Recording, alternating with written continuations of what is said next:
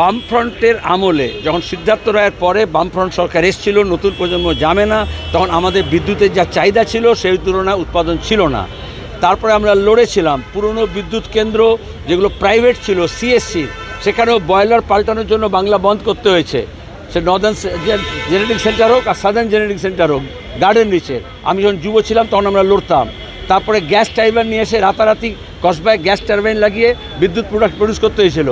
তারপরে তোমরা জানো কোলাঘাটে, সাঁওতালডিহিতে, তারপর হচ্ছে বক্রেশ্বরে, ব্যান্ডেলে আমরা পুরনো নতুনও করলাম আর নতুন নতুন বিদ্যুৎ কেন্দ্র তৈরি হলো। গত 15 বছরে কোনো নতুন বিদ্যুৎ উৎপাদনের ব্যবস্থা মমতা ব্যানার্জি করেননি। শুধুমাত্র বিদ্যুৎ বেচে খেয়েছেন, অন্য রাজ্যে বেচেছেন কারণ বেশি দাম পাবেন বলে। আর এখন তো বিদ্যুতের যন্ত্রপাতিও বেচে দিচ্ছেন। সেজন্য আমরাই তৈরি করতে পারি, সে বিদ্যুৎ উৎপাদন হোক আর কৃষি উৎপাদন হোক। বামপন্থীরা তৈরি করার জন্য আর মমতা তৃণমূল তৈরি করেছে বেঁচে খাওয়ার জন্য। অভিষেক বন্দ্যোপাধ্যায় 60,000-এর মার্জিনের টার্গেট। আমি বেঁচে খাওয়ার লোকের কথা বললাম, তুমি বেঁচে কথা বললে কেন?